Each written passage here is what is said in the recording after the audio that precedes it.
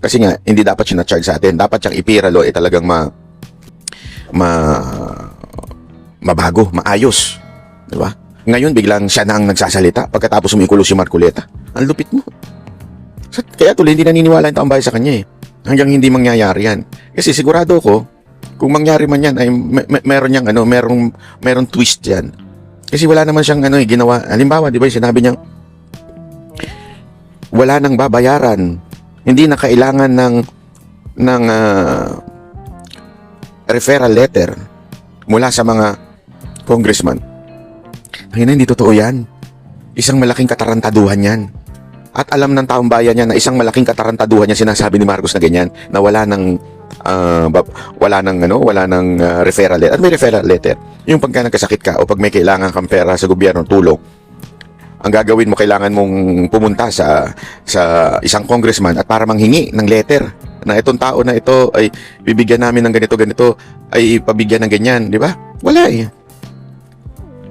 So, ano ibig ko lamang po sabihin, mga kababayan? Yung mga ganong simpleng bagay na sana may babalik ang tiwala ng taong bayan sa kanya, tinatarantado mo pa. Ibig sabihin, sobrang kasinungalingan pa ang iyong sinasabi sa tao. Paano maniniwala sa iyo yung tao sa mga gusto mong mangyari sa bayan? Yun yung nangyayari sa bayan, tinitwist mo na. Hindi ho totoo yun. Kailangan mo always ng referral letter para makakuha ng pera. Alam mo kung sino lang tinanggalan niya ng budget? Kasi ganito yan para sa kalaman na iba. Ito ang pinakamalalang practice sa Pilipinas na nakakairita. At totoo lang na wala na magawa lahat ng senador at congressman kung hindi sakyan yan. Sa bawat congressman at senador, meron silang mga medical na allotment. O halimbawa, itong si Senator, halimbawa lang ito si Senator, sige huwag natin pangalan para si Senator Juan de la Cruz. May 5 million ka.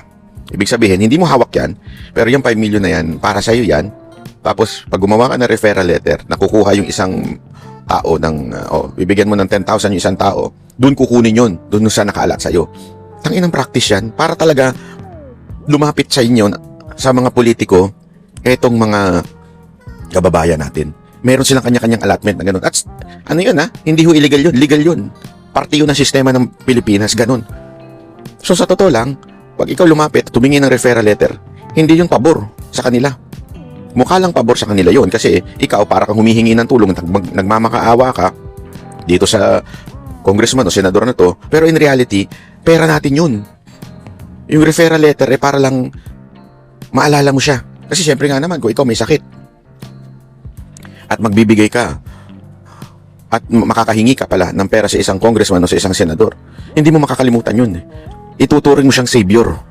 At every election, hindi mo lang siya iboboto, ikakampanya mo pa siya. Kasi, naalala mo, kung hindi sa kanya, hindi ako makakakuha ng 10,000 o hindi ako makakakuha ng pampa-opera o hindi ako makakakuha ng panggamot dahil sa kanya. Yun ang purpose nun. Puta, di ba nakaka-degrade? Sa totoo lang, I mean, ang pinaka malala na nga mangyayari sa'yo sa buhay mo yung magkasakit ka Talagang yung yabang mo mawawala pagka nagkasakit ka. Babagsak talaga yung yabang mo. Tapos, kailangan mo pang magmakaawa sa isang senador o sa isang congressman para lang mapagamot mo yung iyong kamag-anak o mahal sa buhay. That is something na very degrading. Tapos sasabihin niya na hindi na daw kailangan ngayon. Paano kami maniniwala doon sa plano mo na tanggalin yung baguhin itong ipira law kung yung nangyayari ngayon ay sinisinungaling mo pa? Gets nyo? Hindi mo pa sinasabi yung totoo. Paano kami maniniwala? Napakagago, di ba? Ang dami pa po niyang mga sinabi na out of this world. Di ba, na mga bagay. Halimbawa na nga lang din yung racket. Although, nabasa ko kay Sas. Alam niyo naman, kaibigan natin yan si Sas. But may part doon na I disagree. Sabi ni Sas na hindi naman daw out of this world yung idea na yon. Because we really need that in weather forecast, in everything. Kailangan natin yan. Tama naman siya doon sa part na yon.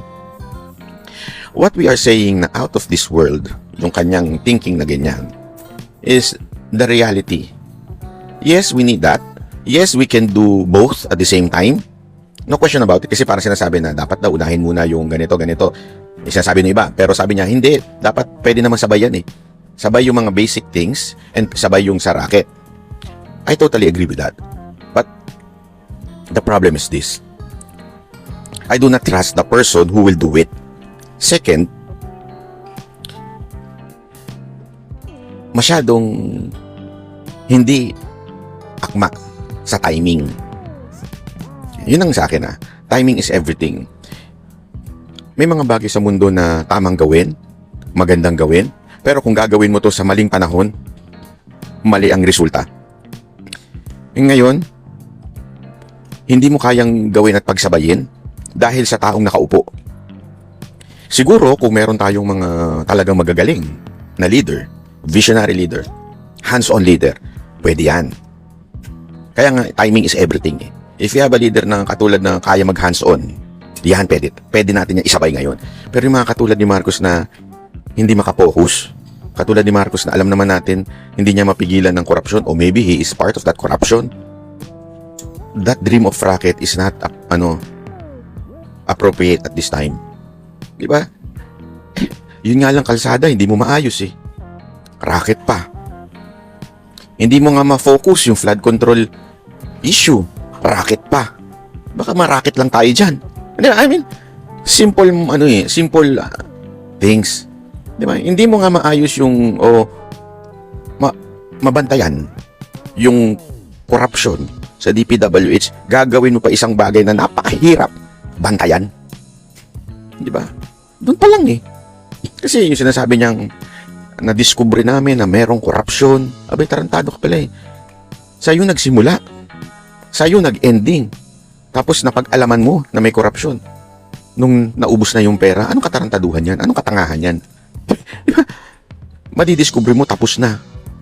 Pero sa'yo dumaan parang ganito yan eh. Security guard ka. Okay? Napasok na, nung magnanakaw, yung binabantayan mo. Nahalughog niya na yung lugar na binabantayan mo. Nakakuha na siya ng pera doon sa binabantayan mo. At nailabas niya na yung pera doon sa lugar na binabantayan mo.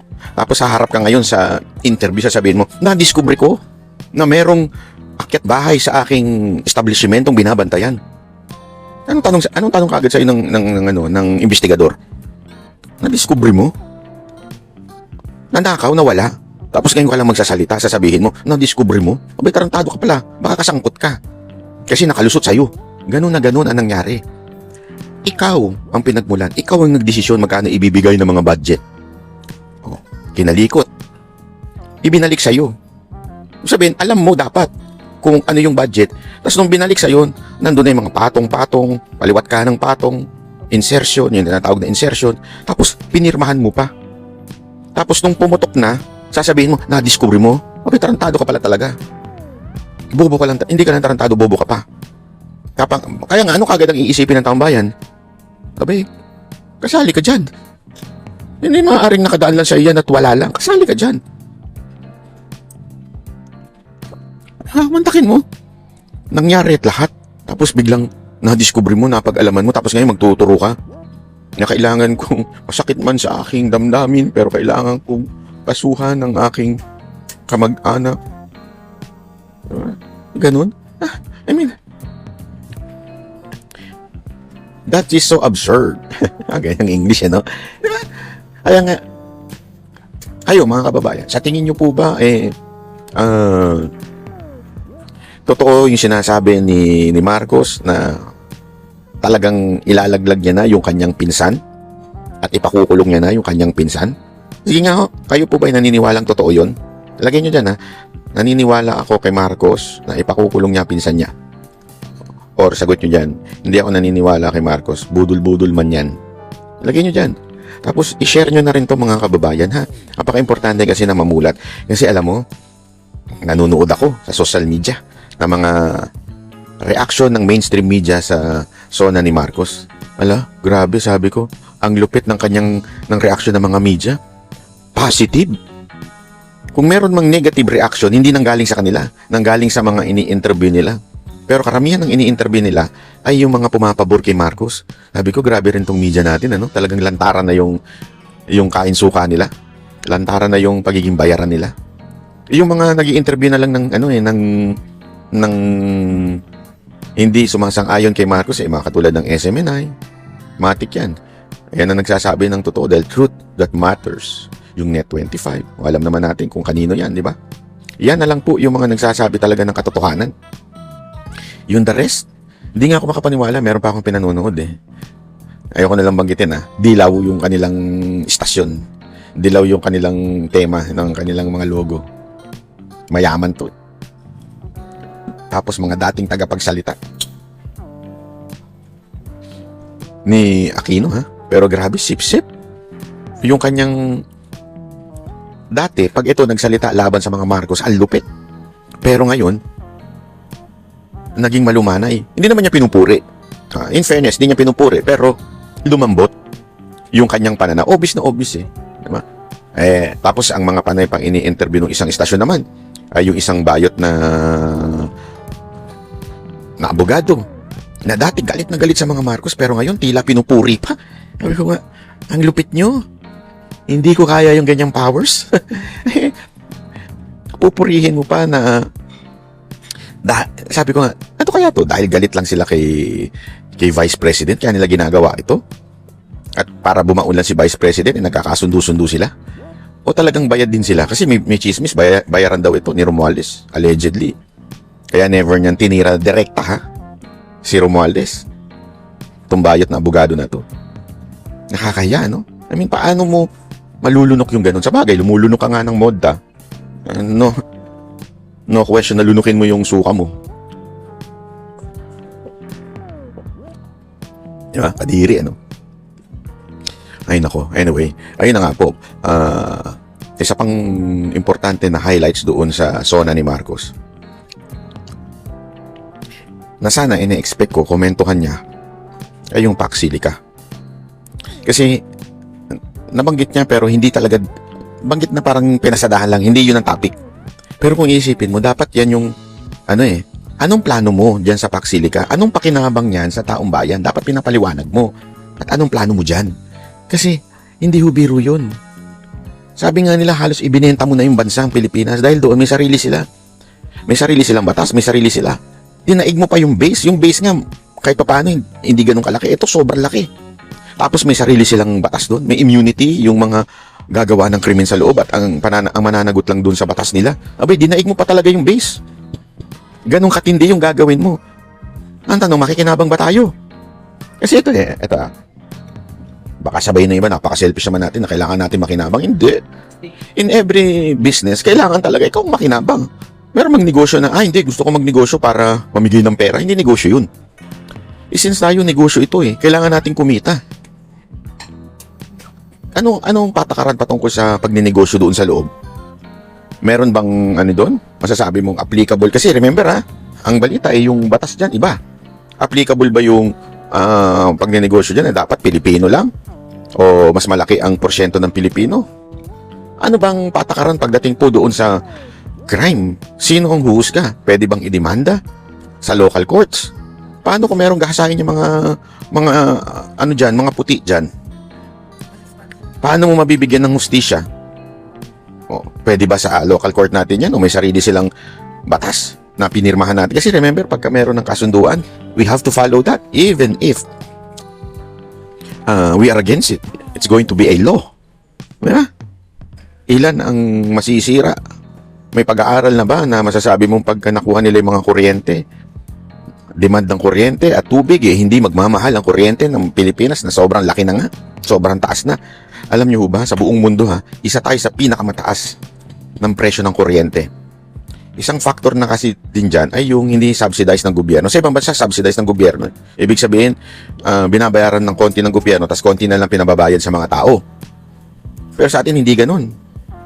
Tayo na nga ang nagbabayad 100%. Ultimong mga nawawala, o yung system loss, yung mga ninanakaw ng mga kababayan natin, ang nagbabayad pa yung mga tunay na consumer. Yan yung weird. May mga bagay na weird sa mundo na to. Isa yan Ninakaw ng iba ako nagbayad. Bakit? Ganoon kasimple yan Nag-jumper yung iba, ang pinagbayad ng kumpanya, ako, na matinong nagbabayad ng kuryente. Tayong mga Pilipino, na matinong nagbabayad ng kuryente, hindi nagja-jumper, tayo magbabayad doon sa mga nawawala dahil sa pagiging incompetent ng mga electric company. Di ba? Incompetent sila dahil di nila napigilan yung pagkawala o pagkaroon ng jumper. Hindi nila napigilan tapos tayo magbabayad. Nakatantarantaduhan yan, oo. Isa pa nga malupit po dyan, yung issue naman doon sa criminality. Hindi man lang na-discuss yun. Di ba? I mean, yan yung talamak ngayon kaliwat kanan ng criminality. Hindi ko nga ma-imagine nun na magkakaroon ng mga shooting sa eskwelahan. Pero nangyari yung shooting sa eskwelahan. Na nangyari lang yun sa Amerika, di ba? Tapos ngayon nangyayari na sa Pilipinas. At mga kabataan nang involved dito. Di ba? Itong mga kabataan na ito, sila po yung involved. Ngayon, hindi man lang diniscuss ng presidente yung plano niya sa pagtaas ng krimen sa Pilipinas. Sana man lang sinabi niya na itutulak ko na amendahan yung juvenile law. Hindi. Wala siyang binanggit doon. Doon it's really clear na, putya, ano to? Ano tong nasa isip mo? Diba? Wala. Dito clear na clear po, ladies and gentlemen. Wala, out of touch si Marcos pagdating sa nangyayari. Alam mo, sabi nga nila, meron ako nabasa. Sabi kasi nung iba, hindi naman totoo na hindi safe ngayon. Safe pa rin naman. Oh, alam mo bakit safe? Kasi hindi nyo alam. Dahil hindi naman kayo naglalakad sa iskinita. Nakatira kayo sa subdivision na merong security guard. Di ba? So, pwede nyo i-walking yung mga aso ninyo. Tapos namamasyal kayo sa BGC, sa Makati. Na pwede nyo i-walking mga aso nyo kasi puno ng security guard. Di ba? Pero in reality, yung 80% of us, Filipinos, kailangan maglakad sa iskinita. Walang gated subdivision. Di ba? Marami nga sa atin. Ito, alam nyo yan. Mga nagtatrabaho sa call center. Nagpapasundo pa kayo sa kuya ninyo o di kaya sa mga boyfriend ninyo o di kaya sa tatay ninyo pag umuwi na kayo na galing kayong MRT. Magpapasundo kayo doon sa kanto para paglakad kasi delikado. O di ba? Bakit yung ginagawa yun? Kasi delikado talaga Sobrang delikado to the point na hindi nyo na kaya maglakad. Na dati, ang takot, yung mga durugista. Hindi sila pagala-gala kasi anytime pwede silang damputin. At kung lumaban sila, ay patayin. Ngayon hindi. Sila ang hari ng karsada. Ang takot, yung ating kapulisan. Bakit sila takot? Hindi sila takot mamatay, hindi yun. Takot sila makasuhan. That's the truth. Alam mo, yung mga pulis natin matatapang yan. Yung mga pulis natin, kaya niya makipagsabayan sa mga kriminal. Ang problema, takot silang makasuhan. At pag kinasuhan sila, hindi naman sila poproteksyonan ng kanilang superior. Tapos ilalaglag pa sila. Kasi ang dami kong kakilala, humingi ng tulong sa akin ng mga pulis.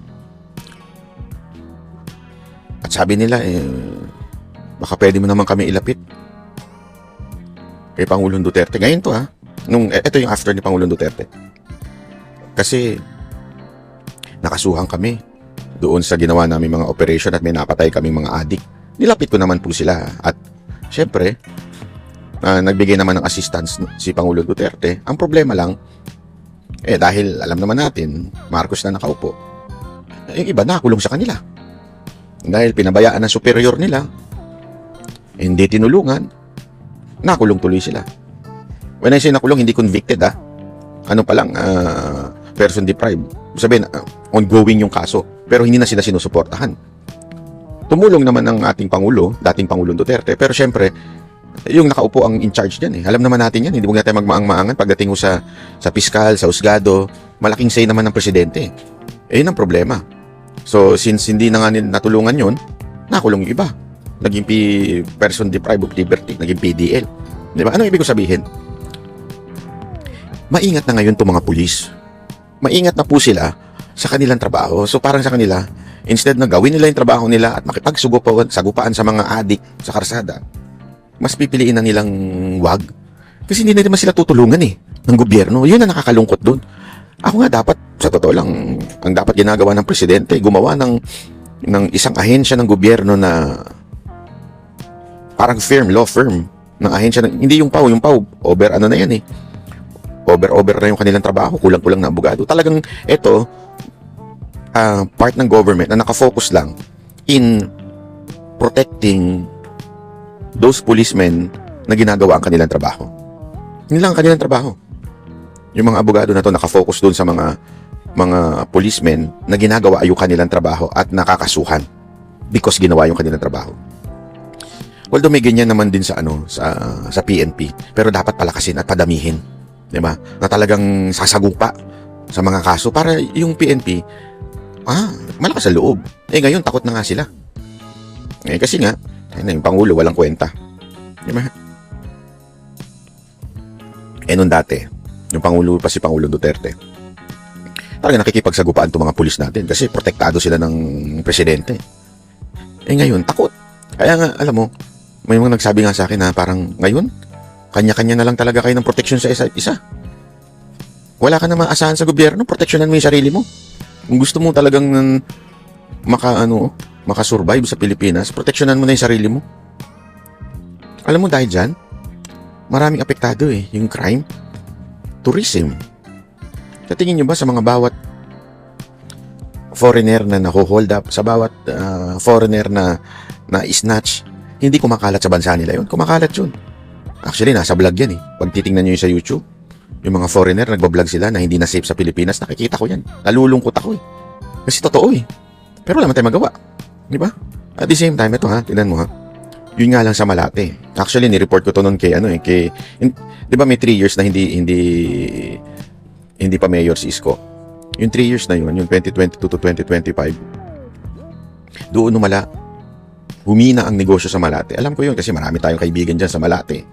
Humina talaga yung negosyo. Bakit? Yung mga Koreano na isnatchan, binabaril pa mga Chinese. Kasi supposedly, iyan yung yung pinupuntahan ng mga foreigner ng mga Chinese, Koreans, Japanese. Yung mga Japanese, matagal nang umalis na. Dahil wala na sila dyan Tapos sumunod yung mga Korean, sumunod yung mga Chinese. Talagang natakot na sa Malate. Na nagkalubihan dyan. Ang dami nagsara na mga KTV, JTB. Yung mga matitino wala naman sa Malating yung hindi yung KTV may nangyayari. Yung mga dyan, mga Chinese. Pag kasi Chinese, Japanese KTV, wala naman nangyayari dyan Hindi naman yung katulad sa, basta alam nyo na yung sinasabi ko. Pero grabe Grabe yung mga crime na nangyari dyan. Kaya, nataka ko, wala man lang talagang sinabi si Marcos tungkol sa crime. Yun, hindi niya nararamdaman sa bagay. Kung punong-puno ka ng PSG, hindi mo mararamdaman yung safety ng mga yung crime sa Pilipinas. Ganyan sila mga alta sa syudad, mga matataas ng mga tao. Alam niyo mga babayan panoorin niyo itong discussion namin sa Banateros dahil napakaganda ng sinabi ni Attorney Spox ba yun? Spox? Basta mapakagaling na kanya sinabi kasi inumpara niya yung dating SONA na ipinangako ni Marcos na hindi natupad sa mga sinabi niya ngayon. Na kaya nga siya sabi niya, hindi rin matutupad kasi hindi nga natupad noong dati yung sinabi ni Marcos. Panoorin niyo po.